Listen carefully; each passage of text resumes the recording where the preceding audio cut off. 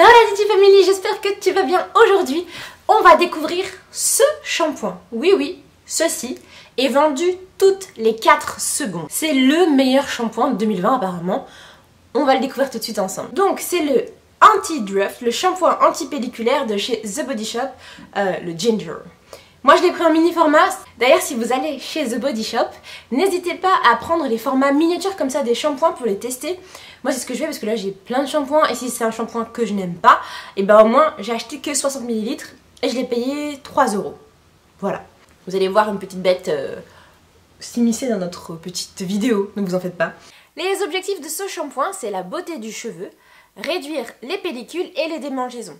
C'est vrai que pour avoir de beaux cheveux, il faut d'abord s'occuper de son cuir chevelu. Ça c'est ce que je vous ai dit très régulièrement. D'ailleurs, j'ai déjà testé d'autres produits pour le cuir chevelu. Je vous invite à aller voir dans le petit i. Du coup, ça tombe bien, c'est exactement les objectifs que je voudrais qu'un shampoing remplisse pour mes cheveux. J'ai besoin d'avoir de beaux cheveux, d'apaiser ce cuir chevelu qui me gratte en hiver et bien sûr, éliminer les quelques pellicules qui sont présentes lors de l'hiver à cause de la dureté de l'eau que j'ai chez moi. Au niveau de la compo, The Body Shop met en avant des ingrédients d'origine naturelle. Et moi j'ai toujours peur du greenwashing, donc je me méfie toujours un peu en analysant leur compo. Ce qu'eux, ils promettent dedans, c'est de l'huile essentielle de gingembre qui est assainifiant et tonifiant pour le cuir chevelu. Il y a aussi de l'écorce de bouleau qui va venir stimuler tout ça, donc c'est très bon pour la pousse du cheveu. Et le miel qui est un fabuleux hydratant. J'ai fait 9 super recettes à base de miel, je t'invite à aller la voir juste ici dans le petit i. Mais du coup tu me connais si tu me suis depuis plus longtemps, sinon abonne-toi à ma chaîne, tu sais que je regarde toujours un peu plus en détail. Donc qu'est-ce que ça donne ce shampoing en détail? Comme d'habitude, juste ici, vous avez le détail de Yuka. Comme on me l'a dit la dernière fois, j'ai essayé de faire un peu plus attention et de chercher encore un peu plus la petite bête. D'essayer de détailler encore un peu plus la compo sans être un peu trop barbante ou trop lourde avec, mais attention, ce sont des produits controversés. Alors, on retrouve du sodium laureth sulfate. Le sodium laureth sulfate, c'est un irritant, mais c'est aussi un détergent très puissant, qui va venir débarrasser totalement le cuir chevelu. La manière dont c'est produit, ça fait de lui un polluant, et surtout, c'est interdit en bio le sodium laureth sulfate. Vous le savez que moi, dans mes compos de produits pour le corps, j'essaie d'éviter parce que dès que j'en utilise, ça me gratte de partout. Le côté irritant, je l'ai à coup sûr, et puis après, pour pouvoir apaiser ma peau, ça devient très compliqué. On retrouve du pyroxyanolamine qui est controversé, mais c'est un très bon antifongique qu'on va retrouver très fréquemment dans les produits antipelliculaires comme celui-ci. On va retrouver aussi du panthénol qui est la vitamine B5, alors c'est super bon pour l'hydratation du cheveu. D'ailleurs on peut aussi le prendre en comprimé pour compléter notre pack de vitamines, pardon. On va retrouver des ammonium quaternaire, tu le sais, c'est pour le côté assouplissant. Des PEG, en fait le problème des PEG c'est pas tant le PEG, c'est le fait que ça ouvre des petites voies pour les produits qui eux seront positifs et négatifs pour le coup, et c'est aussi leur manière de production qui pose problème. On va retrouver aussi du salicylate de sodium ou de l'acide salicylique, c'est à peu près la même chose. Moi, dedans, je suis un peu plus mitigée sur l'acide salicylique parce que c'est très bon en médecine en acétylsalicylique. J'ai eu la dernière fois un débat dans les commentaires avec l'une d'entre vous, d'ailleurs un merci quand vous débattez avec moi sur ce genre de produit parce que ça me fait me remettre en question, c'est très bien.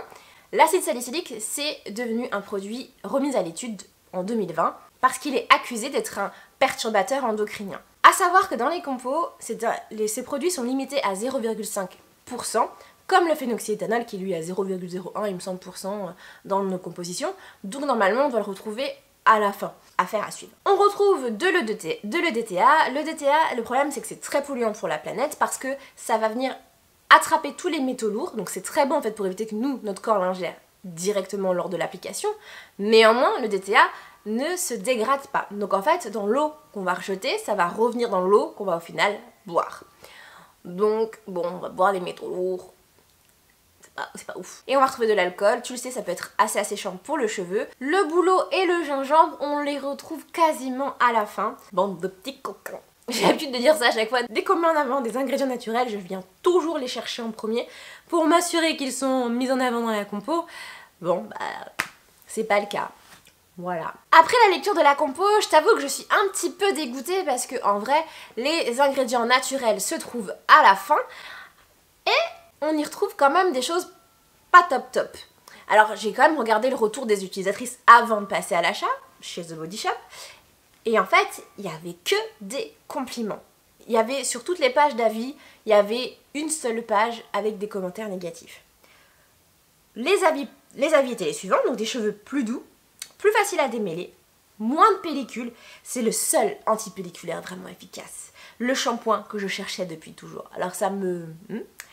la note sur The Body Shop sur 108 avis, elle était 4,5 sur 5. C'est énorme, 108 avis, c'est énorme. Donc, et les seuls commentaires négatifs disaient que les démangeaisons étaient toujours présentes et la desquamation encore importante. Comme ça tombait bien et que moi, j'ai vraiment des vraies démangeaisons et l'apparition de pellicule en hiver, testons.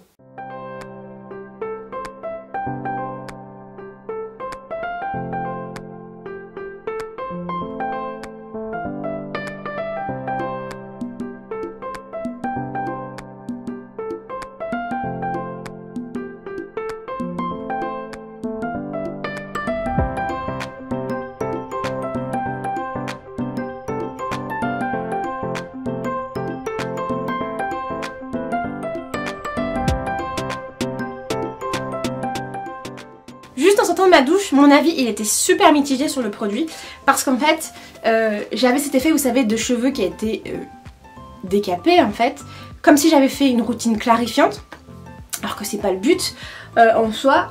Faut juste nettoyer mon cuir chevelu. Je pense que vous le verrez dans la vidéo, mais j'étais là en train de séparer mes cheveux et en fait c'était tout rêche, ça coinçait. Bon là en sortant de la douche et après essorage ils ont l'air un peu mieux. Mais ça se voit qu'ils sont quand même super secs. J'ai une touffe maintenant. Mes cheveux ils sont de plus en plus longs. Alors j'ai du mal, j'ai beaucoup de matière, beaucoup de volume en sortant de la douche à chaque fois. Donc voilà, je pense que vous le voyez. Après là, immédiatement au niveau du cuir chevelu, ça va, je le sens propre, il ne gratouille pas. Voilà, donc on voit ça un petit peu plus tard. Eh bien mon avis après utilisation, je vous avoue que je suis conquise. Depuis, j'ai plus de démangeaisons du cuir chevelu. Peut-être c'est dans la tête, hein, du coup, finalement.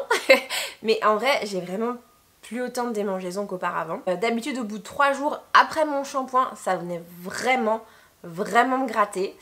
Et là, ça fait 2 semaines que j'ai 0 démangeaison.